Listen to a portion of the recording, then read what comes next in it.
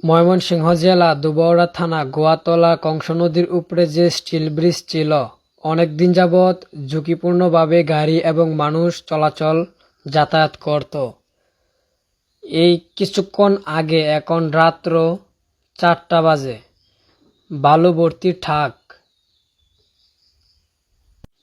Overload থাকায় bridge ভেঙে নদীতে পড়ে যায় এবং আমরা কিছু সংখ্যক মানুষ দোকানে ছিলাম। দোকান থেকে শব্দ পেয়ে বের হয়ে ড্রাইভার এবং হেল্পারদের আমরা আমাদের হেফাজতে রাখি এবং তাদের ক্ষয়ক্ষতি তেমন হয় নাই। তবে আপনারা যারা আমার এই ভিডিওটা দেখবেন, ব্যাপক পরিমাণ শেয়ার করবেন। আপনার একটি শেয়ারের মাধ্যমে অন্য একটি ড্রাইভার তার গাড়ি সেফটিভাবে নিয়ে আসবে। কারণ এখন রাত,